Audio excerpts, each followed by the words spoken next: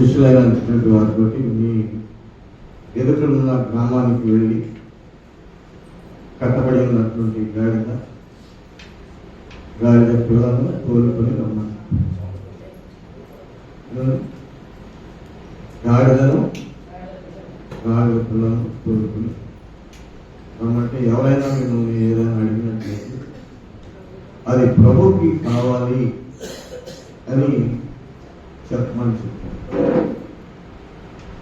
అలాగనే శిష్యులైనటువంటి వారికి వెళ్ళి ఆ గాడిద కట్టు కూర్చుండగా వారు అభ్యర్థి వచ్చినప్పుడు ప్రభు కావాలి అంటే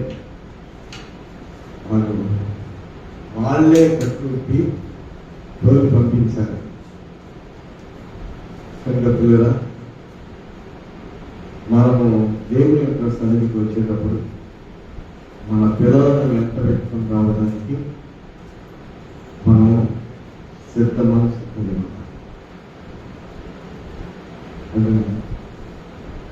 ఎవరైనా విందుకు పిలిస్తే మీ పిల్లలను తీసుకెళ్తారా లేదా? విందుకు పిలిచినప్పుడు మీ పిల్లలను తీసుకెళ్తారా లేదా? తీసుకెళ్తారా? అలాగే విందు కంటే మహావిందు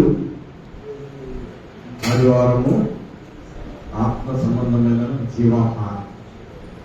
ఈ జీవాహారంలో పాల్పంచుకోవడానికి మీ పిల్లల్ని తీసుకురావడం మంచిది. తర్వాత జైపాల్ గారు తెలుసా మీకు? జైపాల్ గారు వాళ్ళ పిల్లలు ఉద్యోగాలు చేసుకుంటూ ఏదో చేస్తున్నప్పుడు దేవుడికి సేవ చేయాలని ఉద్దేశించ ఆయన వాళ్ళ కాళ్ళు పట్టుకుని ఏడ్చారు. దేవుడి సరే పిల్లల మీ పిల్లల కాళ్ళు పట్టుకొని ఎప్పుడైనా ఏడ్చారా?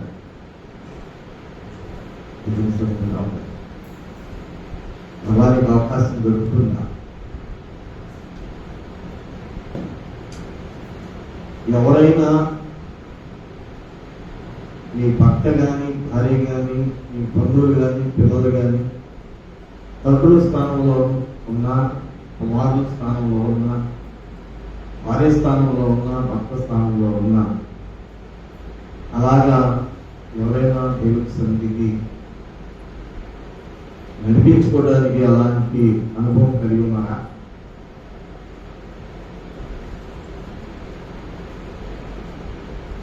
కనుక అతి విలువైనది, ప్రాముఖ్యమైనది దేవుని యొక్క సన్నిధి. మనం అలాగ చేయగలిగినప్పుడు ఆ ఫలితము బట్టి ఆ ఆనందము దేవుడు నీ హృదయంలో నడతాడు. లోక సంబంధంగా శరీరానికి తగిన ఆనందం కాదు, కానీ ఈ హృదయానందం, మనస్సానందం, హృదయానందం పొందడం కనుక నిన్నైనది ఏది లేదు అని రాయబడింది. ఆ పాట కూడా ఉంది. మనస్సానందం పొందడంటే నిన్నైనది ఏది లేదు. మనము సకాలానికి రావడానికి ప్రయత్నం చేయాలి. నిర్లక్ష్యము, అది ఒక్కరోజు ఆలస్యం చేస్తే ఇంకా అదే ఆలస్యము కొనసాగుతూ ఉంటుంది. కానీ క్రమాన్ని పాటించగలిగితే ఆ క్రమము నేను ఉన్నతమైనటువంటి స్థానాన్ని తీసుకుని వెళ్తుంది. కనుక పరుగులు తీసుకుంటూ దేవుడి మందిరానికి రావడానికి ఆశపడతాం. మంచిది. తర్వాత ఇంకా నేను ఇంకొక విషయం చెప్పాలనుకున్నాను. ఏమిటంటే ఈరోజు టిఫిన్ కార్యక్రమాలు ఉంటాయి. మన కదండి, మీకు విరోధంగా ఉన్నవారు ఎవరైనా ఉంటే, విరోధి మాట్లాడలేదు అనుకుంటే వారిద్దరు కలిసి టిఫిన్ చేయాలి.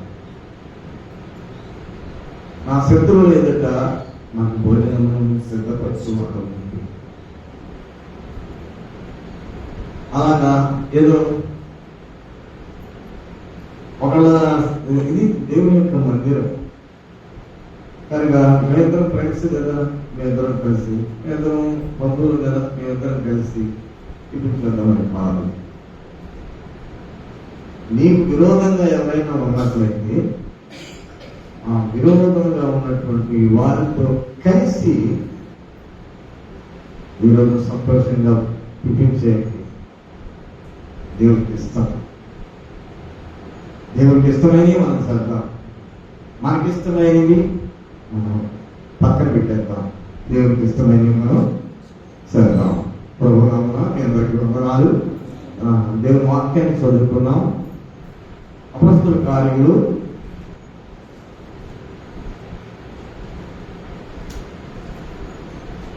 17వ అధ్యాయము 30వ వచనం చదువుకుందాం. అందరూ తీయండి అమ్మా, అందరూ తీయండి.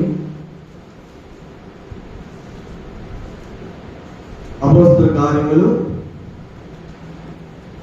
17వ అధ్యాయము 30వ వచనము. ఇప్పుడు చదవండి. ఆ అజ్ఞాన కాలములను దేవుడు చూచి చూడనట్టుగా ఉండెను. ఇప్పుడైతే అంతటను అందరూ మారు మనసు పొందవలనని మనుషులకు ఆజ్ఞాపించుచున్నాడు. చిన్న ప్రార్థన చేస్తున్నాం. పల్లవంచండి. మహోన్నతమైన మా ప్రభువా, నీ పరిశుద్ధమైన నామానికి స్తుతి స్తోత్రాలు చెల్లించుకుంటున్నాం. దేవా, మీ సన్నిధి మాతో ఉంచండి. మా మధ్యకు మీరు మీ ఆత్మను పంపించండి. మీరు మాతో ఉండండి. మీ నడిపింపు మాకు దయచేసి సహాయం చేయమని ప్రార్థిస్తున్నాం.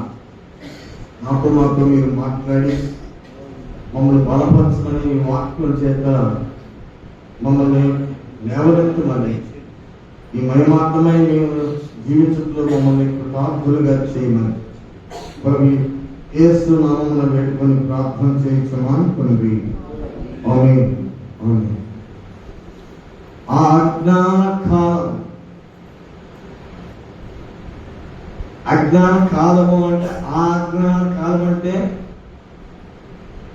అంటే జరిగిపోయిన కాలం. జరిగిపోయిన కాలము ఆ అజ్ఞాన కాలము. జరుగుతున్న కాలము, జరగబోయే కాలము మన ముందుంది. జరుగుతున్న కాలము ప్రజెంట్, ఫ్యూచర్ ఉంది, పాస్ట్ అయిపోయింది. ఆ అజ్ఞాన కాలంలో దేవుడు చూచి చూడనట్టుగా ఉన్నాడు అని రాయబడింది. అజ్ఞాన కాలంలో దేవుడు చూచి చూడనట్టుగా ఉండెను. చూచి చూడనట్టుగా. కొన్ని పర్యాలు మనం చూసి చూడనట్టుగా ఉంటాం. కొన్ని విషయాల్లో చూచి చూడనట్టుగా అంటే అర్థం ఏంటి? పట్టించుకోనట్టుగా అలా ఉంటాం. కానీ దేవుడు కూడా చూచి చూడనట్టుగా జరిగిన దాన్ని అలా వదిలిపెట్టేశాడు దేవుడు. కానీ ఇప్పుడైతే అంటే ప్రజెంట్ జరుగుతున్నది, ఇంకా ఫ్యూచర్ లో జరగబోతున్నది. ఇప్పుడైతే అందరూ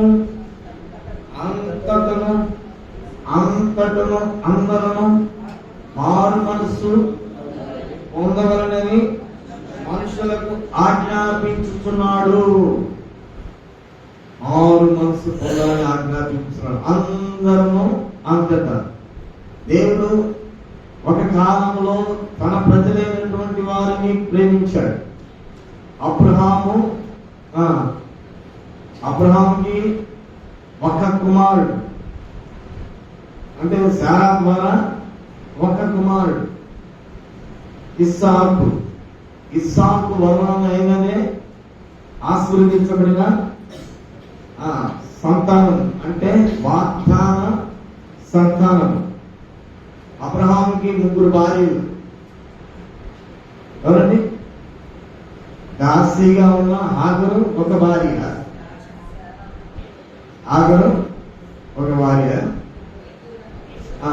కెతూరా చనిపోయిన తర్వాత, శారము చనిపోయిన తర్వాత కెతురాను మరలా వివాహం చేసుకున్నాడు. ఆయనకి పిల్లలు పుట్టారు. వారు కూడా ఒక సంతానం, అబ్రహాము సంతానం. ఒక సంతానం శారముకి వచ్చిన సంతానం, ఆగర్కి వచ్చిన సంతానము ఇస్మాయిల్ సంతానం. కెతురాకు వచ్చిన సంతానము వాళ్ళు మిజానీయులని రాయబడింది, అశూరీయులని కూడా రాయబడి ఉన్నది. ఆ సంతానం మనం ఏ సంతానం వారమో మనకే తెలియదు, మన గోత్రం మనకు తెలియదు. అంతే కదా. నోహ వారికి ఒక కాలం జరిగింది. ఆదాము మొదలుకొని నోహ దినాల వరకు భూమి నింపబడింది, భూలోకము బలత్కారంతో నింపబడి ఉన్నది అని వ్రాయబడి ఉన్నది. కానీ దేవుడు మానవుని సృజించినందుకు తన హృదయంలో నొచ్చుకొనెను అని వ్రాయబడి ఉన్నది. ఆ సంతానం చెందినట్టుగా వ్రాయబడింది. తర్వాత నోహ దినాల్లో ఒక కుటుంబమే మిగిలింది. ఆ కుటుంబం జలప్రలయం ద్వారా ఆ కథ అంతా మనకు తెలుసు. అయితే నోహ దినాల్లో నోహ ముగ్గురు కుమారుల్లో షేము, హాము, యాఫెతు. షేము మొదటివాడు, ఆశీర్వదించబడిన వాడు. ఆ కుటుంబంలో నుంచి అబ్రహాము వచ్చాడు 10 తరాల తర్వాత. ఆదాము మొదలుకొని నోహ వరకు 10 తరాలు. నోహ మొదలుకొని అబ్రహాము వరకు 10 తరాలు. ఆ తర్వాత మరలా ఏమైపోయారు, భూమి తమ స్వచ్ఛతను బట్టి స్వనీతులను బట్టి జీవిస్తున్నారు, దేవునికి విరోధంగా ఉన్నారు. అబ్రహాము దేవుడు ఏర్పరచుకున్నాడు. అబ్రహాము కూడా విగ్రహాలని తయారు చేసుకుని అమ్ముకునేవాడు.